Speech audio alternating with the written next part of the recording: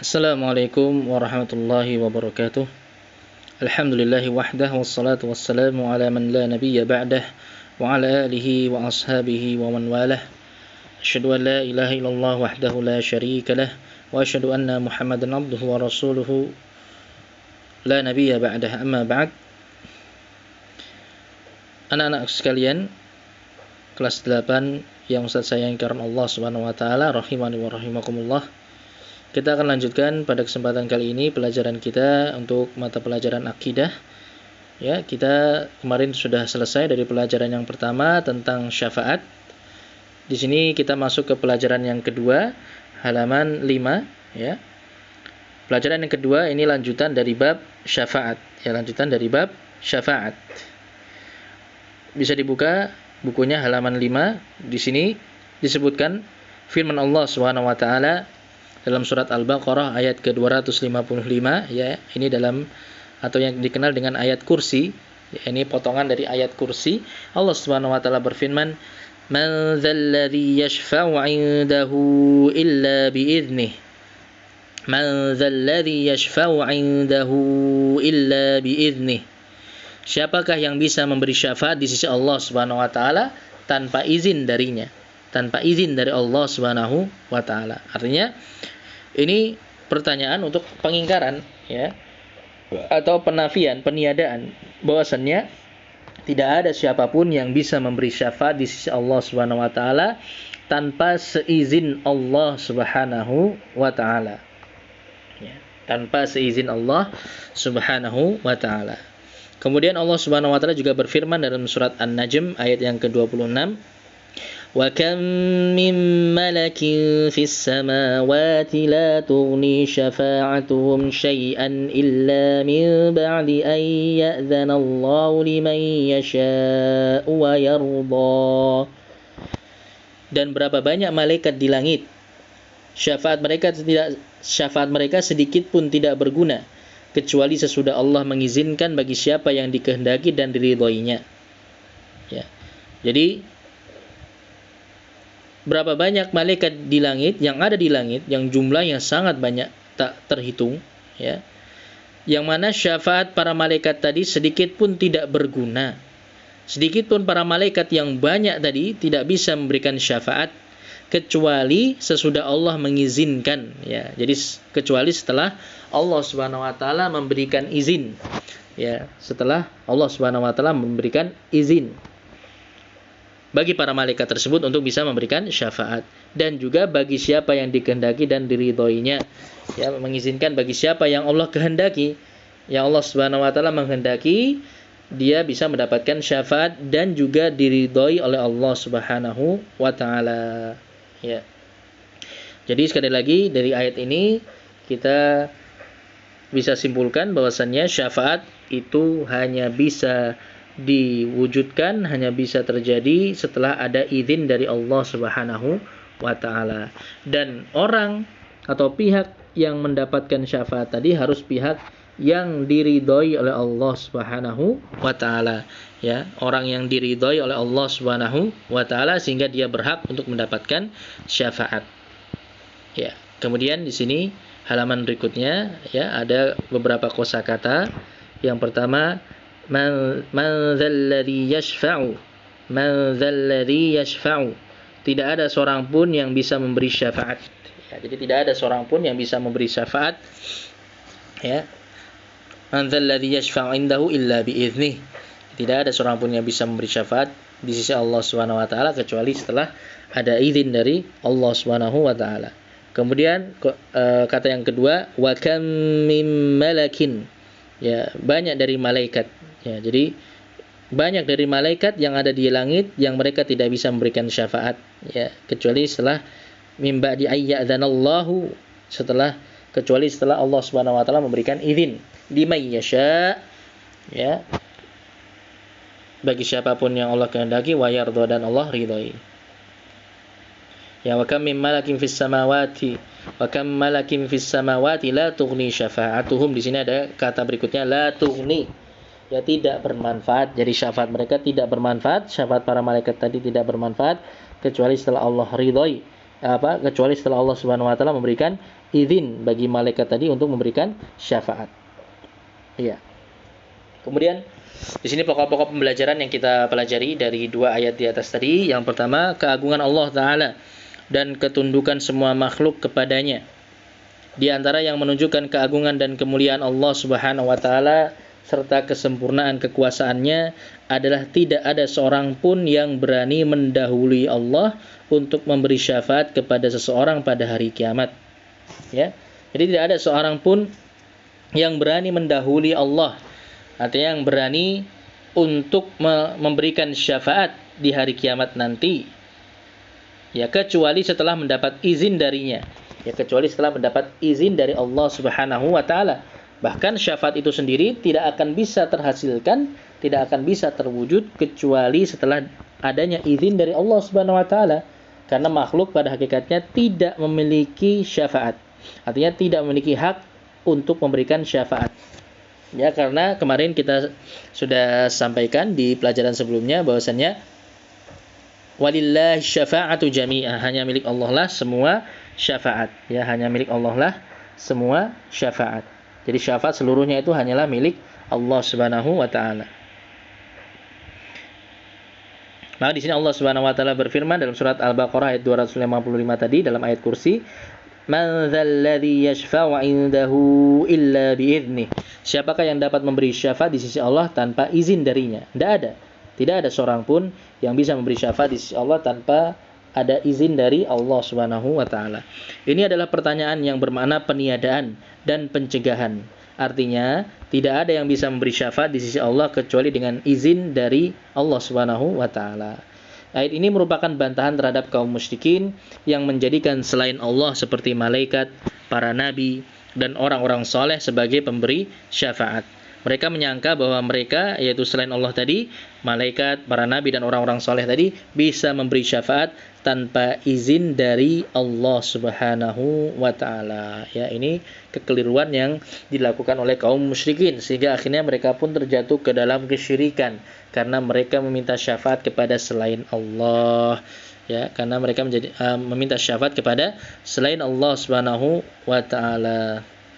Ya, mereka menyangka malaikat, nabi, orang-orang soleh, ya, yang mereka memiliki kedudukan di sisi Allah Subhanahu wa taala, mereka semua itu bisa memberi syafaat langsung tanpa ada izin dari Allah Subhanahu wa taala. Kemudian halaman berikutnya, syarat syafaat mutsbatah. Ya, syarat terhasilkannya syafaat mutsbatah, ya, syafaat mutsbatah. Kemarin sudah kita pelajari syafaat mutsbatah itu syafaat yang ditetapkan dalam syariat. Ya, syafaat yang ditetapkan dan ini akan didapatkan nanti di hari kiamat. Ini syafaat musbatah ini memiliki dua syarat. Ya, syafaat musbatah ini memiliki dua syarat supaya bisa terwujud. Yaitu yang pertama, syarat yang pertama, izin dari Allah Subhanahu wa taala bagi yang memberi syafaat untuk memberi syafaat. Ya, jadi harus ada izin dari Allah Subhanahu wa taala bagi yang memberi syafaat untuk bisa memberi syafaat. Ya, kalau tidak ada izin dari Allah, ya tidak akan terhasilkan, ya, sebagaimana tadi sudah kita baca ayatnya.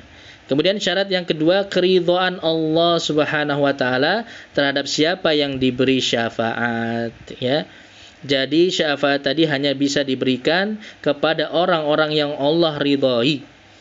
Ya, kepada orang-orang yang Allah ridhoi dari kalangan para hambanya. Ini dalilnya sebagaimana dalam surat An-Najm ayat 26 tadi, Allah Subhanahu wa taala berfirman, "Wa kam min malakin fis samawati la tughni syafa'atuhum syai'an illa min ba'di an ya'dzana Allahu liman yasha'u wa yarda." Dan berapa banyak malaikat yang ada di langit di mana syafaat mereka sedikit pun tidak berguna kecuali sesudah Allah mengizinkan bagi siapa yang dikehendaki dan diridhoinya. Ya. Jadi ini dua syarat yang harus terpenuhi. Yang pertama harus dengan seizin Allah Subhanahu wa taala, ya. Allah mengizinkan bagi yang memberi syafaat untuk bisa memberi syafaat. Kemudian yang kedua, syarat yang kedua adalah Allah meridhoi pihak yang diberi syafaat. Ya. Kemudian di sini yang ketiga, pembahasan yang ketiga, bantahan terhadap kaum musyrikin yang meminta syafaat kepada malaikat dan yang lainnya. Allah Subhanahu wa taala menerangkan, ya, bahwa banyak dari kalangan malaikat di atas tadi ayat dalam surat An-Najm tadi, ya, menjelaskan bahwa banyak dari kalangan malaikat dengan kedudukan mereka yang sangat agung di sisi Allah Subhanahu wa taala tidak bermanfaat syafaat mereka bagi seorang pun kecuali bila diizinkan oleh Allah Subhanahu wa taala untuk mereka memberi syafaat bagi siapa yang Allah kehendaki dan diridhai oleh Allah Subhanahu wa taala dari kalangan hamba-hambanya. Maka orang yang diberi syafaat adalah orang yang diridhai ucapan dan amalannya oleh Allah Subhanahu wa taala, yang selamat dari kesyirikan yang sedikit maupun yang banyak, yang kecil maupun yang besar. Kalau demikian, keadaan para malaikat, kalau demikian keadaan para malaikat di mana mereka tidak bisa memberi syafaat kecuali setelah ada izin dari Allah Subhanahu wa taala, dan juga bagi mereka hamba-hamba Allah yang Allah ridhoi, maka tentunya selain mereka, selain dari kalangan malaikat, maka lebih tidak mampu lagi untuk memberi syafaat tanpa seizin Allah Subhanahu wa taala, tanpa izin dari Allah Subhanahu wa taala. Ya. Kemudian pembahasan yang keempat, yang terakhir, hukum meminta syafaat kepada para nabi, orang-orang soleh dan orang yang sudah mati. Ya, maka diharamkan meminta syafaat kepada para nabi dan orang-orang saleh serta orang yang sudah meninggal. Karena ini termasuk kesyirikan. Ya, ini termasuk kesyirikan karena sekali lagi syafaat itu hanya boleh diminta kepada Allah Subhanahu wa taala. Diminta kepada Allah Subhanahu wa taala, diminta dari Allah Subhanahu wa taala. Tidak boleh meminta syafaat kepada selain Allah. Ini termasuk kesyirikan, dan ketika seseorang terjatuh ke dalam kesyirikan, justru dia akan terhalangi dari mendapatkan syafaat. Seperti contohnya seseorang mengatakan, wahai Nabi Allah, ya wahai Nabiullah, wahai Nabinya Allah, berilah syafaat untukku di sisi Rabbmu, agar dia mengampuni diriku. Ya, ini tidak boleh. Ya, ini tidak diperbolehkan yang seperti ini. Karena ini termasuk kesyirikan. Ini termasuk kesyirikan. Ya. Karena dia meminta kepada seorang nabi untuk memberikan syafaat di sisi Allah, sedangkan nabi itu sendiri tidak bisa memberikan syafaat kecuali setelah adanya izin dari Allah Subhanahu wa taala. Tidak bisa langsung serta-merta memberikan syafaat. Ya, tapi harus ada izin dari Allah Subhanahu wa taala.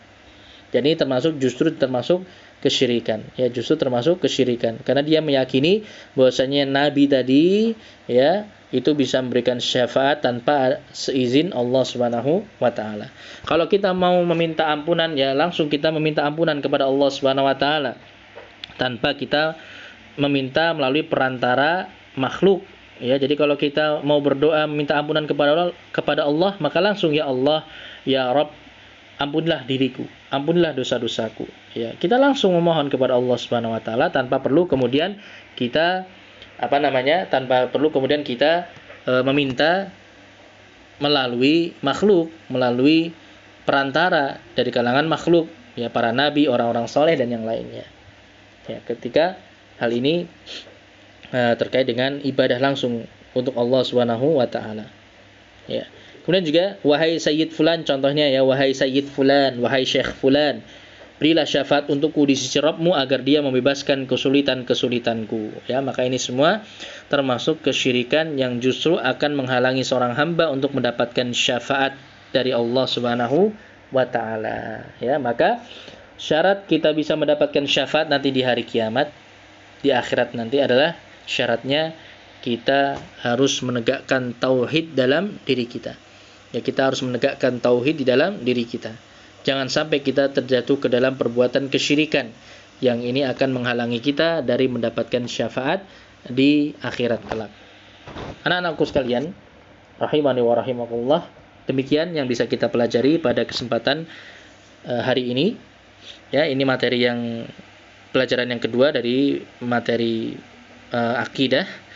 Semoga kalian bisa dimudahkan untuk memahami, dan juga semoga apa yang kita pelajari ini bisa bermanfaat bagi kita semua. Barakallahu fikum. Kita cukupkan sampai di sini. Ini halaman berikutnya, halaman ke-8, ada lembar evaluasi, ya. Ada latihan soal, nanti coba bisa kalian kerjakan, ya, bisa kalian kerjakan. Ya, bisa langsung mungkin dikerjakan di buku modul ini, ya, kalau sudah kalian sudah punya, ya, bisa langsung dikerjakan di sini kalau memang cukup tempatnya, tapi kalau memang tidak cukup, ya lebih bagus untuk dikerjakan di buku tulis, ya. Dikerjakan di buku tulis seperti kemarin, ya. Kemudian nanti dikerjakan, ya, kemudian nanti bisa difoto dan dikirim ke nomor Ustadz, ya. dikirimkan ke nomor Ustadz, atau nanti insya Allah ya untuk yang putra sudah Ustadz buatkan grup khusus ya, nanti bisa dikirimkan ke grup tersebut nanti hasil tugasnya. Untuk yang putri nanti insya Allah akan Ustadz buatkan grupnya tersendiri ya, nanti bisa dikirim hasil tugasnya nanti di grup tersebut. Nah, barakallahu fikum, sampai di sini. Alhamdulillahirabbil alamin wa sallallahu wasallam ala nabiyyina Muhammadin wa ala alihi wa ashabi ajmain. Subhanakallahumma wa bihamdik asyhadu an la ilaha illa anta astaghfiruka wa atubu ilaik. Wassalamualaikum warahmatullahi wabarakatuh.